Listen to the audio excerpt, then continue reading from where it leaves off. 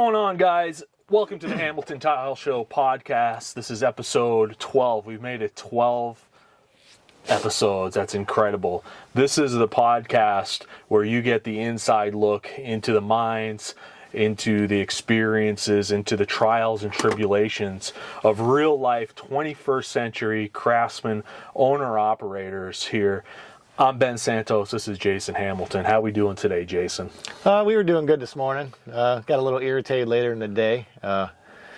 Went to go to Floor & Decor and needed some Spectralock. They said they had 16 of them in stock, so I figured, sometimes you show up and their stock numbers aren't right. And I figured, 16 of them, we only need 4. We're safe. So, actually, I was running around yesterday to 2 different Floor & Decors to get it. Same thing, they didn't have it even though I said they did. So anyways, today I go down to Atlanta, it's 45 minutes away. Yeah, we're safe to get it, They'll have 4, that's all I need. Oh, we get there, they don't have it. So, should have just ordered it from the get-go. So when we got back, I just ordered it from Contractors Direct, and it'll probably be here, what is today, Wednesday? Thursday, Friday? It might be here Monday, probably Tuesday. So, we'll still get it in time. Yeah, so we pretty much, as always, when we had an appointment this morning, and as always, when you have one, your whole day is just trashed. Yeah, especially this one. That was a bigger job. We were there for 2 hours. It's a whole house remodel, so it'll be a good one. I feel it went well, and we'll just see if we get it. Yeah, I have a good feeling about it. I mean, we everybody clicked and got along well, so. One of the big things that happened with this whole house remodel we're on is we met an actual real carpenter, somebody from Massachusetts that moved down here. Not someone who says that they do carpentry. No, this is a bona fide union card holding carpenter. He has all the licenses for doing forklifts and booms and this and that, and I mean that's what a carpenter is. They have everything, and this guy's a bona fide, legit carpenter, so kind of excited to be working with him. Hopefully we can do more in the future. Yeah, we made a connection with him here, and we observed how he works, and we've had all sorts of different contractors coming in and out of here working on this project, not us personally, but the homeowner. And we observe, and they do work, they leave a mess. Well, this guy, cleaning up after himself, sweeping up just like I would, or just like we would. Observing he's doing some coffered ceilings, and what do they call that when the ceiling goes up into the... I believe coffered. I'm not 100% sure, but I believe coffered. Vaulted. There you go, vaulted. Vaulted ceilings here, and just observing him, and you can tell he's legit, the real deal carpenter. Has his GC license, all this kind of stuff. So we received a phone call from a designer who... Listen to this, guys, and this is why we so encourage this internet content marketing and putting your time into building your brand online, is because a woman that's been following me following us on Facebook for 4 or 5 years. I've never met the lady. I don't personally know her, but I recognize her name, and she gave out our name because she's been following us for years on Facebook to one of her friends, one of her acquaintances. I'm not exactly sure, but then connected with the designer, and then we go meet the homeowner and with the designer today, and it's just going to be a massive job.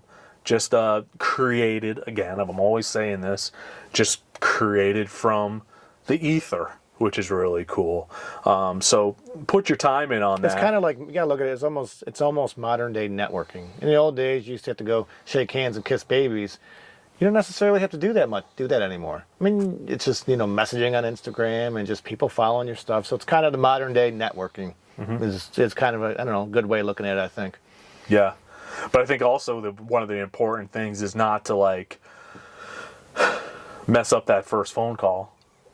Because we both interacted with this designer, and I interacted with her first, and I said, hey, check out our stuff online and call us back if you think, check it out online with your homeowner and call us back if we look like the type of people you want to work with. And we got the call back. She filled out she filled out the form. The first I used to have one form on the website that was easier that people used to go to, but she filled out both of the forms, and it's incredible, this form thing too. I wanted to go back to that because we've talked about this in the past. We started up with this form, and we're like, you know what? We're not sure if this is going to work. It was right when we started this job, so we knew we were going to be here 2, 3, 4 months. You know, we've been here about 4 months now because the homeowner keeps adding. So, you know, we just keep working here. So no problem. That's no problem there. But yeah, so we knew, like, you know, we have a little bit of leeway now. We can try some things out. And yeah, if we miss out on some jobs because of this form idea, no big deal. We can always turn the spigot back on. So Ben was kind of hesitant to it. I'm like, no, this is the best time to try it. Like, you know, and seems to have worked out pretty well. Incredibly well. It's like you're not taking phone calls half as much. I'm not taking phone calls half as much. It's very easy for me to send. You can send emails like for jobs that, you know, that don't look like it's gonna be something you're gonna be able to handle, or, you know, whatever. You can make a quick email, get a good feel for the person. They say no. No problem. We've been booking complete jobs digitally. Mm-hmm. We had one guy, you know, all he wanted to fill out the form, wanted a backsplash done. You know, just a little, I don't know, 25-foot backsplash, just a little thing. And price expectations, you know, 0 to 1,000. Well, I know he was probably thinking more like $500 because we get these calls all the time. He's probably thinking $300. So I already know, like, this isn't, you know, it's more than likely not going to work out. So anyways, I just go straight to, you know, hey, thanks for contacting us, blah, blah, blah, appreciate it, blah, blah, blah. Our backsplashes start out at $2,500 and go up from there from complexity and this, that, and the other. No, thank you. That's it. I mean, I didn't have to call them. I didn't have to get, not hurt, but, you know, it gets to you when someone tells you no, you know, so. Yeah, no, I felt a lot better over the last few months. I just not having to handle all these phone calls. And it's not necessarily the phone calls. It's the amount of people you have to talk to get to the good ones. Neither of us mind talking to people. It's not that. We don't mind talking to people, but we need to talk to serious people. That's the key. I don't think it's for me now. I don't think giving people open access to us from Google is my thing anymore. Like, it's a lot because you talk to all different varieties. So yeah, the form guys, that's working out awesome. It only cost us $40 a month. You know, I mean, it's not like it's a ton of money. I mean, yeah, it's money, but for you not to deal with tire kickers, no, it's worth $40 because that's if you own your own business, you know the tire kickers are the worst. You know, you can spot them a mile away, generally speaking, and they're the worst. So we even got a job from a guy. You know, he wanted his microwave put up. He filled out the form, sent pictures. We were there within 3 or 4 days just to help this veteran put up his microwave. Mm-hmm. Yeah, we've booked jobs completely from the form, never even making any kind of conversation with people. That's how it should be done. Like, so when we show up, there's no. It's just to collect a check. There's no niceties. Everything's already been done, and it's great. This is the power. This is the power of a brand and of reputation. People will do things that they won't usually do if they feel like you're legit. And we're having great success with it, guys. And like I said, build your brand, and things can get a lot easier. And I think we're finally getting there where things are kind of getting easier. I was kind of like, is this ever going to get a little easier for us? And it finally has. It feels. No, you have to have the cojones, because there's going to be a time where that form may not come in for a while. I mean, that's just all there is to it. I mean, you just have to trust the process. But how many jobs do we have after this one? Oh, geez. 1, 2, 3. Wait a minute. 1, 2, 3, 4, 5. 5 that I can think of off the top of my head. Yeah, that's a long-term thing. Wait a minute. Is it 6? It might be 6. I'd have to write it down. There's quite a few. And then potentially this whole house thing. Yeah, this whole house thing potentially, which I'd say it's a pretty good chance that we book I it. had a really great connection with them, this designer, I can feel like she gets it. She kept saying the words that we like to hear. Whatever you want to do to make your job easier. She's not one of those designers that doesn't seem like that's hard-headed and it has to be this way, come hook or crook. I've worked with some of those before in very limited experience, and it's just like, they don't understand, like, just because you draw it on paper, that doesn't mean it works like that in reality. So, designers, it's really good to be flexible and take the input of your subs, that actually do the work, that know how things work. That's how that's how it's supposed to go. You work together. It's not just one person doing it, and I think she's going to be a good part of the team. Like, she has a really, she has a role, and she's going to earn her money in that role 100%. So that's cool. I wanted to talk about another topic. I've been finally making more content, and I've been focusing on one piece of quality content a week. I got a green screen, so I'm doing like voiceovers and gathering a ton of footage from this jobs. And I wanted to talk about one video I made about the waterproofing. Most of you know that we make a Frankenstein system.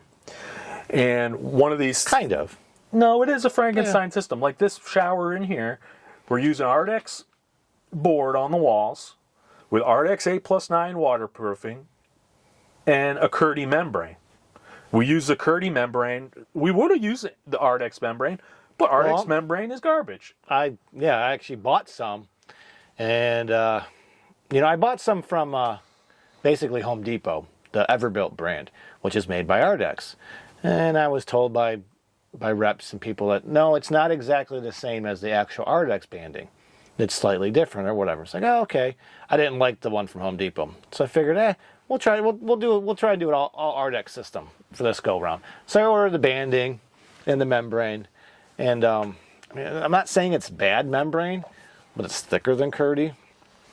And it does not like to take a crease at all. And that's my two main gripes with it. I mean, it doesn't like to take a crease, so it was hard to keep it straight in the corners. And I didn't like it at all.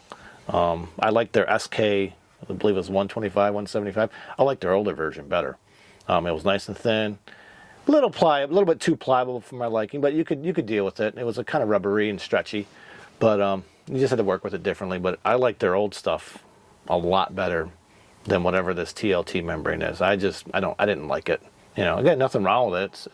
It's a good membrane. It's just, I didn't like the workability of it. It's thick, it's dense, and it doesn't take a crease well. Because what I do is I pre-crease all of our banding so it goes quicker. I take an iron and I pre-crease it down the middle so you get a nice crisp, clean corner, easy to line things up. It just makes your life a whole lot easier. Well, this stuff didn't want to take a crease even with an iron. It's just that thick. So, and if you've done membrane systems with the banding, you know that it's advantageous to have thin banding because they create, your overlaps and your buildup is minimalized with the thinner banding. So, not my personal favorite membrane. We'll use it up. I didn't buy a lot of it. I just bought 2 rolls, and we'll use it here and there for stuff. But so this video here is us waterproofing the shower, and I received this comment. You can see we're mixing systems. We're making a Frankenstein shower. That's what it is. And this reviewer, Dave Duval, said, Schluter won't warranty any projects not installed with only Schluter Schluter won't warranty any projects not installed with only Schluter all set. That doesn't make sense, so you can tell where this guy's at. But this is so misleading because you never even mentioned Schluter. The only reason this is watertight is because of the Curdy paper you're using. Get certified and you'll find out. So Jason, I wanted to mention, and we get this comment all the time about this Schluter warranty. What's your standing as Hamilton Tile with these manufacturer warranties and how we build our showers? When someone says, oh, you don't get the Schluter warranty because you're mixing products, what do you say to that? Well, it's true. You don't get the Schluter warranty because you are mixing products. I mean, duh. They're not going to warranty someone else's stuff.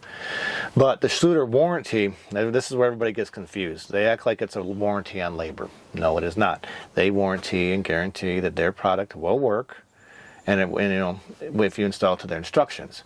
And also, they warranty it from manufacturing defect. That's the most of it. Majority of their warranty just covers manufacturer defect. Because if you're going to have a failure, it's going to be your fault anyways. Schluter doesn't warranty your work. They don't. They cover your labor if it comes down to, say you had a failure, and it comes down to there's a manufacturing defect. Then yes, they cover your labor. That's it. It's not, they don't warranty your labor. They cover your labor if it's their fault. If it's not their fault, Schluter's a very good company, and I've seen this done, and I've been involved on jobs that this has happened. Not personally us, we've been called in to help. They will help homeowners and contractors out by giving them free product, even if it's not their fault. So, but they didn't cover the labor. They only cover your labor if the product was defective. That's it. That's all these system warranties are. And besides, when the rubber meets the road, we're the ones that have to warranty it. I mean, that's just all there is to it. All membranes, they don't tell you this, they're all made in the same 2 factories. All of them. They're all relatively the same. Minute details in the composition to make, again, some of them thicker, some of them more pliable. The fleece is slightly different on some of them because manufacturers just use different fleeces to make their membranes seem different or better from other manufacturers. But they're all made in about the same 2 factory, and they all perform exactly the same. So there's really no difference in it. So we mix and match because we like the properties of this membrane, but we like the properties of this board.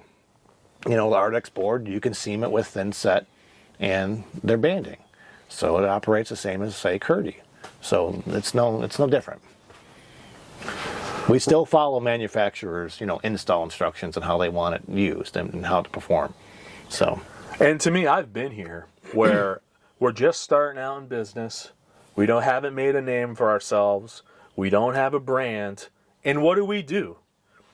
We turn to Daddy Corporation to help us help build ourselves up and say they have the warranty. You don't have to worry about we're small. But when you guys build your brand and you guys have a company like we have, where we have a reputation for doing good work and for standing behind our work, I'm not even worried about the Schluter warranty, because you know whose warranty is most important?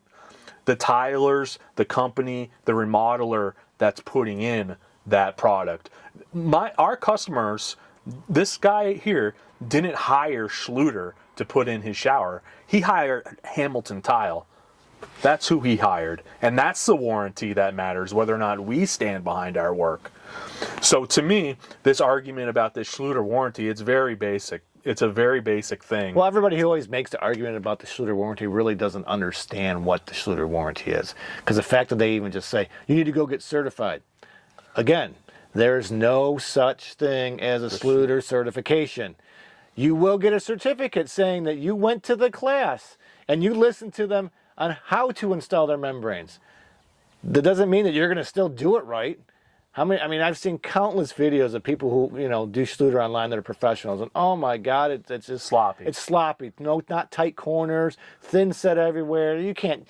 And what they do, that thing ain't going to be watertight. And they're doing this sloppy work saying, oh, Schluter's warrantying it. Yeah, no, Schluter does not warranty your work. They warranty their product. That's all they warranty. Like the electrician guy that said, oh, Schluter's idiot proof. Oh, no, it is not. It is You're not worried about idiot-proof. not getting their warranty? Yeah. No, we warranty our work. We stand behind our work. And that's better than any corporation is going to give you. Trust me on that one. How are all those line drain failures doing for you? Are they warrantying all those? I know they warranty some, but I've also heard stories where they've warranted, where they didn't warranty it, So, I don't. And the major factor for why we don't use the Schluter All Set is because of the water wicking issue. That you can see on the Tile Coaches channel. Multitudes of channels on YouTube have gone over this wicking, and no Schluter rep or Schluter representative has ever had an explanation for why. And I've spent more hours than I care to admit making sample pieces at work and bringing them home and dunking them in water and leaving them there for 24 hours. I have spent countless hours trying to figure out, is it something I'm doing wrong? I tried different thin sets. I tried different pressures on the knife. I tried all kinds of stuff. I remember. I tried unmodified, Schluter all set, X5. Like I tried them all, and I couldn't figure it out. Like, why do some pieces wick like crazy and others don't? They all wick to some degree. Some of them went all the way through the 5-inch patch piece.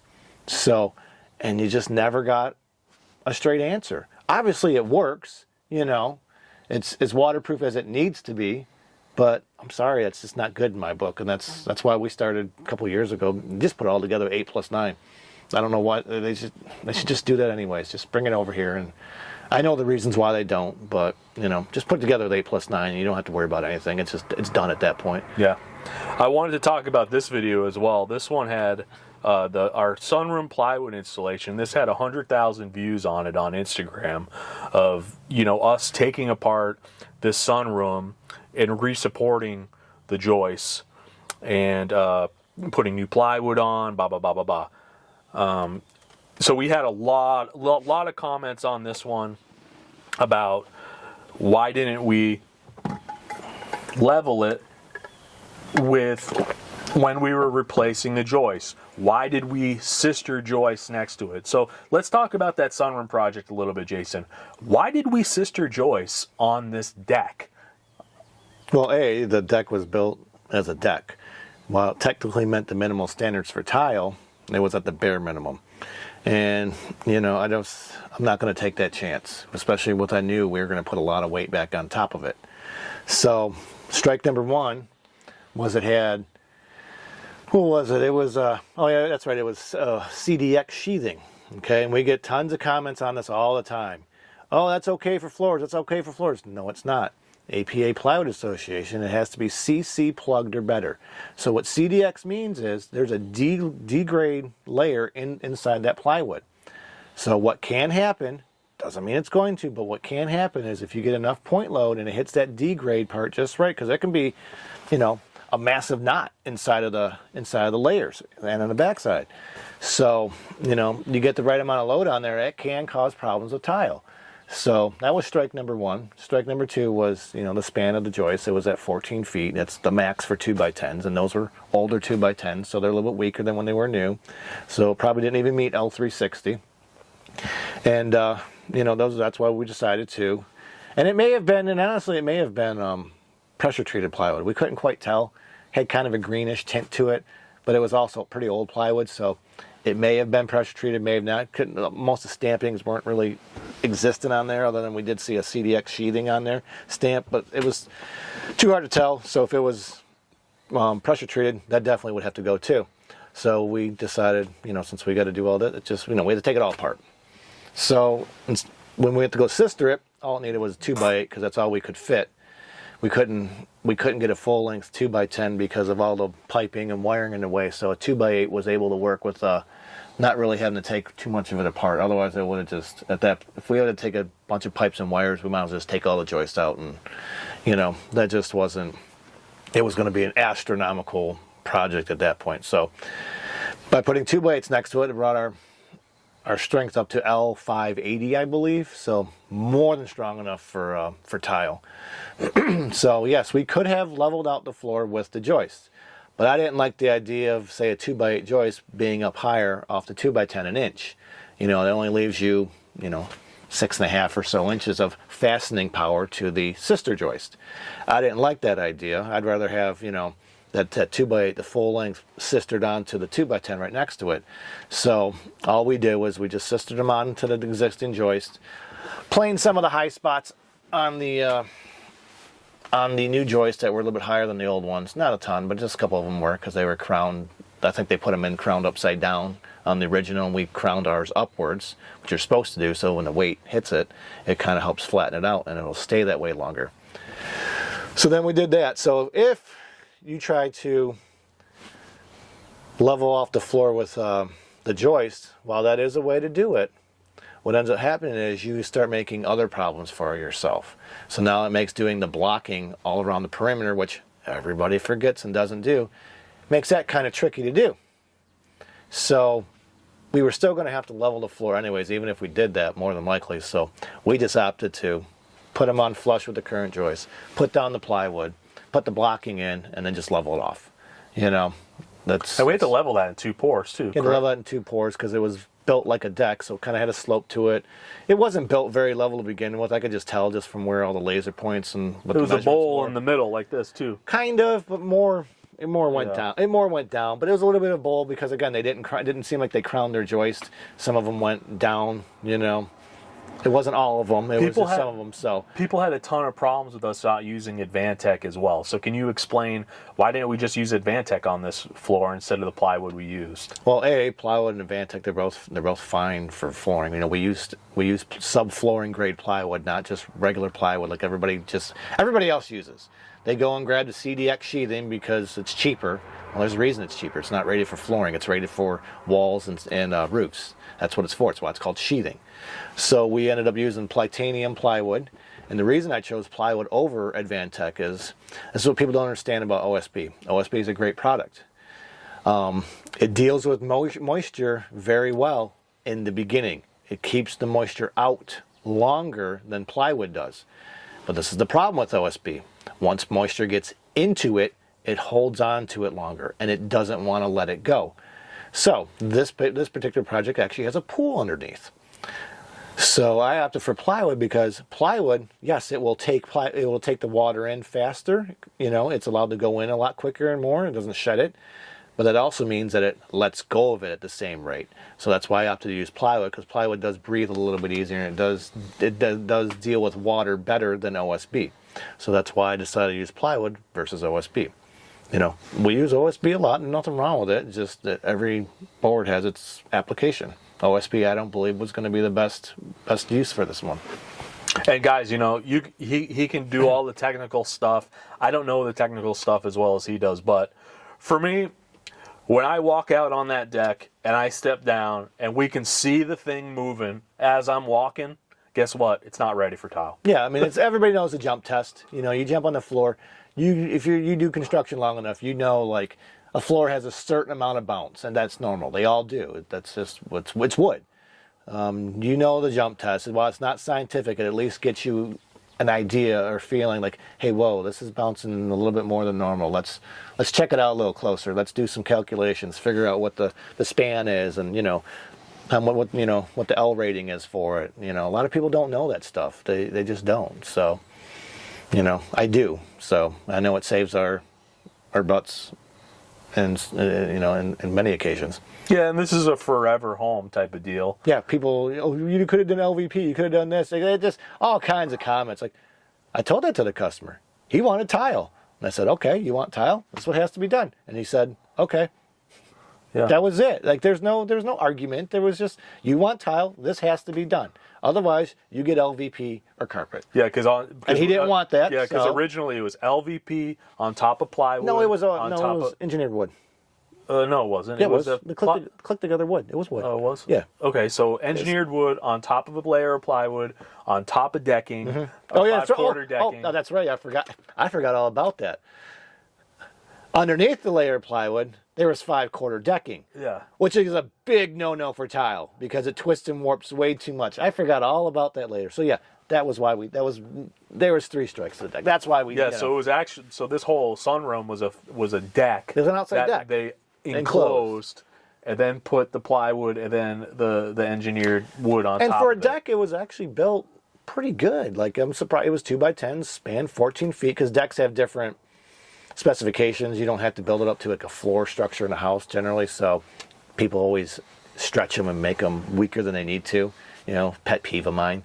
Just use 2x12s instead of 2x10s. If these would have been 2x12s, we wouldn't have done anything. Yeah. You know, but they were 2x10s. You know, everybody always pushes everything to the max, and they think that's, no. It was pretty interesting here because for a month or 2 months, we didn't even touch a tile. Nope. We were just playing carpenters and getting things ready for tile. Like every project we've done here, we've gotten it to where we need it. Like downstairs, there's a pool area that he wants to tile now, and there was some weird garden area inside, so we had to. It was outside. It was dirt. Yeah, so dirt we had to take the dirt out and pour concrete down there. We did that 2 days ago. Which you can keep that. I don't really care for doing concrete. No, a lot of this work, like that deck, for example, I got a lot of respect for carpenter's boy, because that is some hard work there. Yeah, my body was sore in a lot different way doing all the carpentry than doing tile. Like, I can spend 8 hours, 6 hours, whatever on my knees, no problem.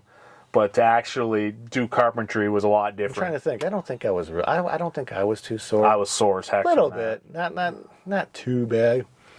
Yeah. Not too bad, but yeah, different movements. You use different muscles. I mean, I was sore. I remember that, but it wasn't. I don't think it was too bad for me. Yeah, just but different movements. But we're pretty much done with the upstairs part of this project.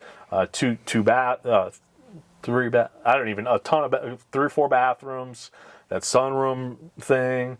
And it's coming out really, really nice. I'm pretty happy with it. So now we've been running around getting epoxy grout. But now he's decided that he wants his kitchen bigger, so now the carpenter's going to move one of the walls in the house and move it over, I don't know, 3 feet, make the kitchen really big. So it'll be nice when it's done. That's for sure. It'll be pretty sweet. That kitchen's going to be massive. The islands are going to be basically a 4x8 sheet of plywood. I mean, they're going to be that big. Yeah. They're going to be massive. So it'll be nice. Yeah, the other thing we've been dealing with is this glass tile. I wanted to talk about this Glacio tile we got. So we got this Glacio tile. We take it out of the box, and this happens with tilers all the time. This is one of the reasons why, when customer says, "Oh, all the tiles all here, we just want you to put it in," it's such a nightmare, because there's. You want to check the quality of the tile. You want to make sure it's up. We've returned tile because it's not right. And we got this Glacio tile, and I'll play the video here. We get it, and usually what it is it's mesh, and then the mesh is somehow glued to the foil that gives the glass its color. If you're a tiler, you know what I'm talking about. But this particular glass had another layer of some sort of glue or film on it. I don't even know what it was. Yeah, we don't even know what it was. So, we got it, and we're like, man, do we want to put this up? We've never seen this before. This is something completely different. It was stuck on there, but if you put a little effort into it, it would come off. Which isn't really a good test for tile, because you can pick at membranes and pull them right off the wall. Right. So, I mean, but again, it was just because it was something new. We're kind of like, we need to call them. We need to, is this supposed to be like this? We just didn't know. So we spent some time calling Glacio, and this is a big company, buys and sells a lot of tile. Jason calls first. And I've called twice before. I called twice. I got the receptionist both times. Not really satisfactory answers from them. She's like, call your vendor. Yes, like our vendor is going to know. So then I call the receptionist again because Jason was sick that day. He might have sounded a little short or whatnot. Yeah, my throat was sore. I was stuffy. I was just like, I'm not doing this. You need to do this. Yeah, so I called, and I got another receptionist who kind of told us the same thing. Oh, sometimes they have notes on these. Oh, this one doesn't have any notes. I'm like, okay. So then we call a tile house, and we get the vendor, and or she gives us our vendor rep, and I call the which we were told doesn't exist. Right. Which I know is a bald-faced lie. They all have reps. So then I call the vendor rep, and he's kind of like big man in me, like, are you one of my clients? Who are you? I'm like, I'm Ben from Hamilton Tile. That's what I said.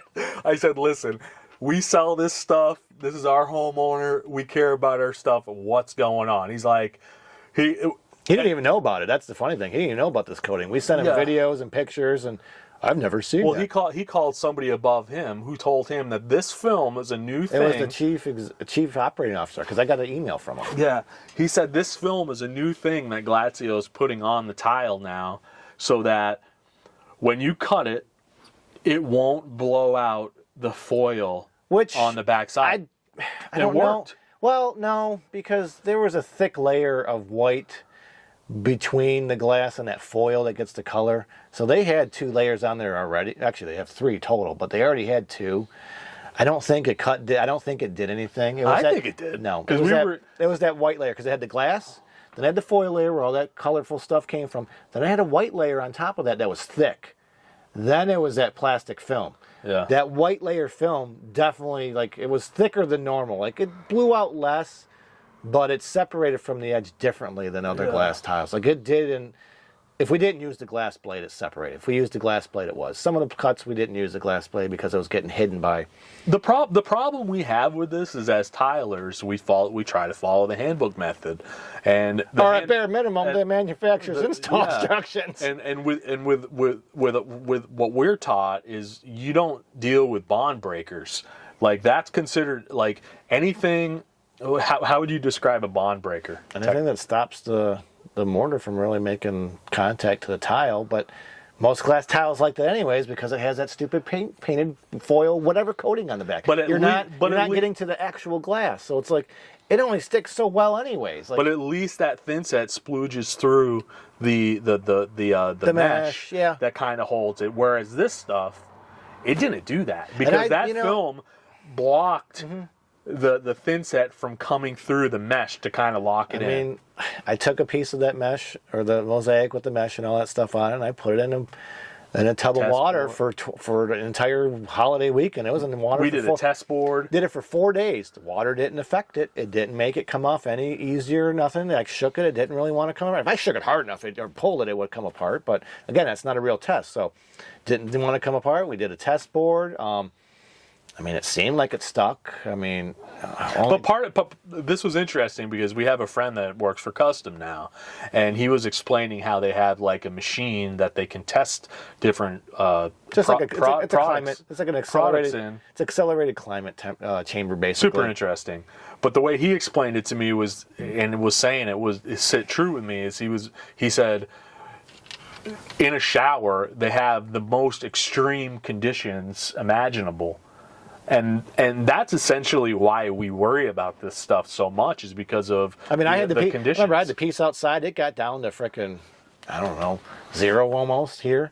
And then I took it back inside the next day. So everything stayed stuck, Yeah. And we're going to put it together with epoxy grout, so that'll, I think, help lock everything in. But that's why we worry about our prep so much, is because inside of these showers, you gotta know that these are the most extreme conditions in your home, inside your home. Heat, vapors, all this different stuff going from cold to hot.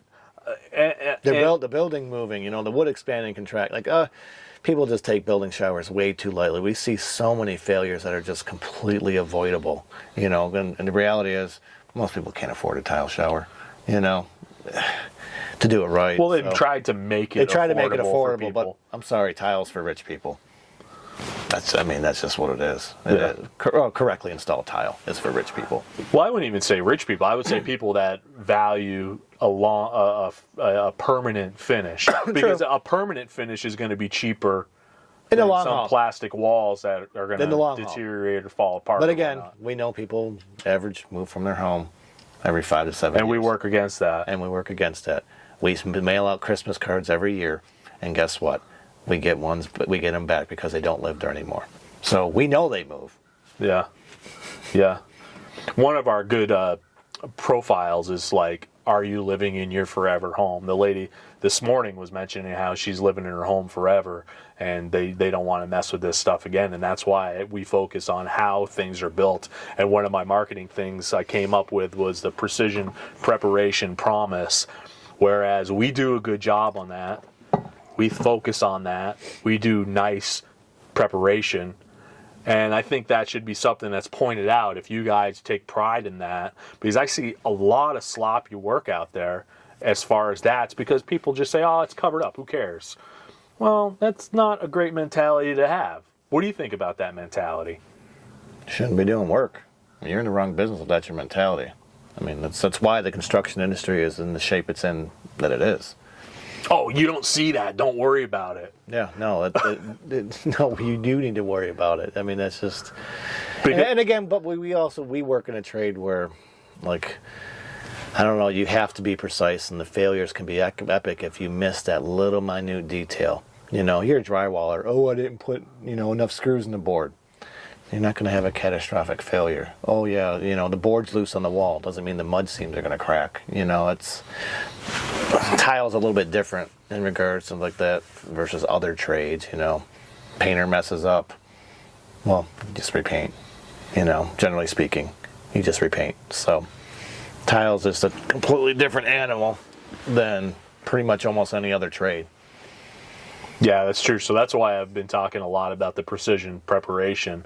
And with us, I think when you're doing your advertising, when you're thinking about your marketing strategy, you think about your strengths and you talk those up. Like I've always said, if I had crews, if I did business differently than what Jason and I do, I could advertise and make up a marketing strategy for that too.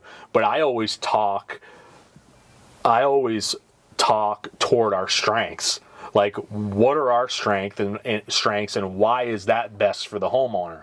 I spoke about the marketing strategy in the last one about how to attract online clients, and the one of the most important things is your marketing strategy. Precision preparation promise is a marketing strategy that I'm using now. And that's essentially what I'm doing is I'm just talking up our strengths. And everyone has something that they're great at.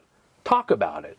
Because that was one of the things I noticed when I first started working with Jason all those years ago was that, man, this guy's really good at doing stuff. Like, he should be doing a lot better than what he's doing. And I always see it. Nobody mentions that they're good. Nobody says anything. I'm a big mouth. If I'm good at something, I want people to know about it. Anytime a customer comes into our job and says, wow, wow, you guys do a great job, I'll point something out. I used to not like that, like, yeah, Ben, you don't need to say that, blah, blah, blah, but the reality is people aren't going to notice unless you say it. They don't care. You have to make them care almost. It's all the same. You have to point it looks like it's all the same. You have to point it out, then homeowners, oh, yeah, I guess you're, you just, yeah. And then they'll start comparing and contrasting. And not everything we talk about and not everything I play up is important to every customer. But to certain people that want to hire us, it is important. So it's kind of the sales and marketing blended. You're trying to attract the type of people you want to work for. I think we've just been, I don't know if something's changing, or I don't think last year was the strongest year for us. But something somewhere happened somehow to where, because I know we were like, man, it shouldn't be this hard last year, and something happened to where things have really kind of turned around, and it's just the law of averages. You keep hitting your head against the wall, sooner or later you're going to break it. I mean, it's just law of averages. Yeah, you work and all that stuff goes into it. There's some luck, right person, right time. It's just a little bit of everything. It's not one thing. It's just a little bit of everything. We just had a dry spell, and it hit at a bad time. It hit at a recession.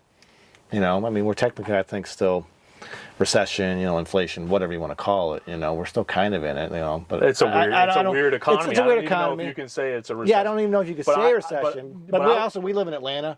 We seem to be fairly recession proof. No, but if you look, there's a lot of people hurting for work. No, I know that's the thing. That's what I mean. Like, there's people that are feasting, making money hand over fist, doing great. But there's also a lot of people. Yeah, we talked to our carpenter friend today who said his people he knows are begging him for work. Mm-hmm. But that's kind of that's why we're lucky in regards. We don't have crews, because could you imagine having crews and you have to have enough work to keep them busy? Yeah.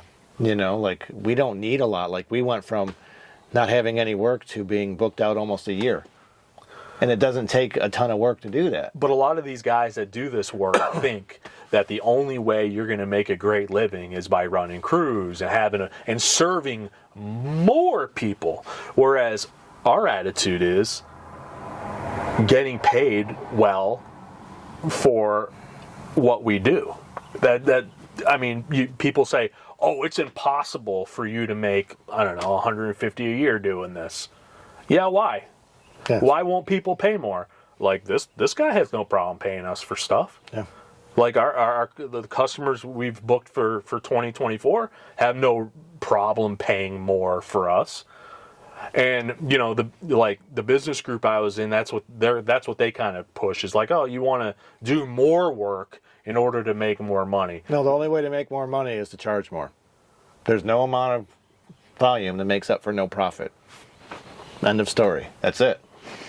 That's just how it works. But I don't even think about what we do as like about the work necessarily either, because someone asked me, are you guys part of the top 2% of tile installers?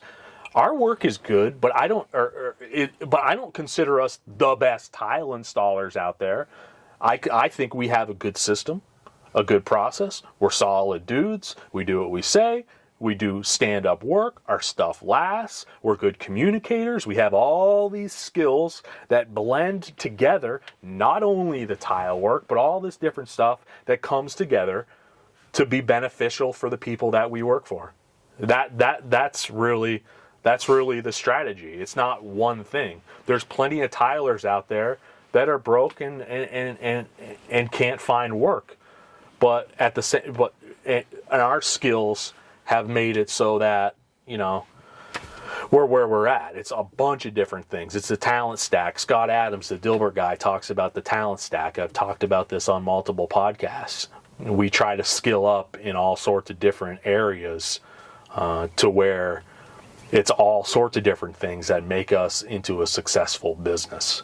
I've been working on my business plan over the last month or so, where I'm writing out what the projection is for the future. I gave Jason the financial side of it to work out on paper. Have you worked on that at all? Thought about it? I mean, I've thought about it. I mean, it wouldn't take long to figure it out. It's just all my tax forms. I mean, that's it. Yeah, so I'm making up a booklet of Hamilton Tile, what the projections are, what our market is, what our game plan is, and I'm putting it all on paper for the future. That's what gives our business value. And if you guys start thinking about this stuff out there, I think it'll be handy, and I think it's going to be handy for us just because we actually have something to attain. And I've talked about this before as far as our marketing, our website, and all this kind of stuff. I try to live up to that. So I also redesigned our website recently, and it's been something I've wanted to do for a while, but I felt like our Squarespace software hasn't really allowed us to do what I wanted to do. And finally I figured it out, or they updated Squarespace, and for me it's a very simple layout. Before it was very busy, a bunch of stuff going on. It worked, obviously, it got us here, but very short copy on front, one video that I'll change monthly, scroll down, video of a customer testimonial with underneath that a written customer testimonial. Below that, some more text about how we care about how it's built with a video of us working. And then below that, asking to follow us on social media. Then there's very limited clicks to where there's our online journal up there. There's Why Hamilton Tile with our bio and our process and whatnot. And then there's a portfolio for our work. Very simple website. And I like it because it's simple. You can see exactly who you're going to hire and what our outlook is as soon as you click on that video and go from there. What do you think about it? I mean, I like it. It was, like you said, it was busy before. Not bad. I mean, it made it different than everybody else's. So I know we had people comment about that, like they liked it because it was different. But it's similar to what it was before, just more organized chaos. Yeah. It's just a little bit easier to get to the certain areas. It's just cleaner, I guess, is really the best word for it. Just cleaner. It's just cleaned up a little bit. So yeah, I'm all in on video. I've been saying it for years that I think content and video is going to kind of be the way of the future.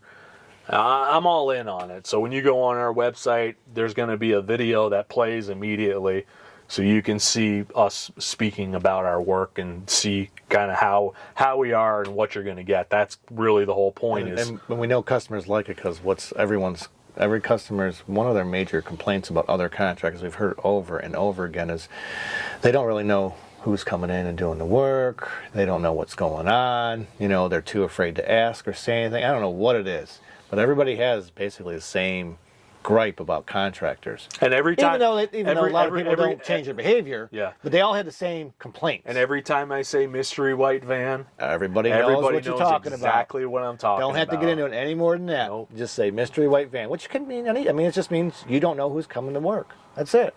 We all know the mystery white van, I mean, I got a silver van, so I can't get looped into that. Yeah. So, But that's something we've also been doing over the last, like, I put some time into getting our logos figured out. I got SVG logo. SVG is the type of logo you need in order to have it transferred over into like a vehicle wrap, onto stickers, onto embroidery, onto all this. So I have Jason with new labels on our trucks, which I really like. I redesigned our round logo a little bit over the last. I've been really inspired to do marketing like the last, probably October to November, December. I just shut everything down. I didn't even turn on my computer for 2 or 3 months outside of this podcast. But some of my videos have actually been kind of blowing up, like 100,000 on one, 30,000. The last one I put up was like 15,000 views. I got to say that's a lot of good bang for our buck as far as marketing concerned, and it's all free. Well, outside of my free. Wouldn't say free. Outside It's of my our time, but yeah. Yeah, outside. We're not paying a company to do it. Exactly. Because that would be an arm and a leg, I assume. Yeah. Yeah. Yeah, I'm pretty excited about the future. 2024, I think, is going to be good for Hamilton Tile, and sure it'll be better than last year. Yeah. I mean, last year wasn't horrible, but it was definitely a down year for us. I mean, that's for sure. It was down. We had 2 or 3 jobs cancel, and that's really what put a damper in things. I wanted to mention on one of the last podcasts. I want to go back to something I said in the past was about. Maybe it was just better for me to just sit at home and not put the effort into doing like working for a builder or answering the phones for people that are going to see things that we weren't sure we were going to book. But it worked out the way it worked out, and everything's fine. I'd like to retract that because I think one of the best things we did last year was keep the momentum going. I think if we had lost our momentum, things would be a lot different right now.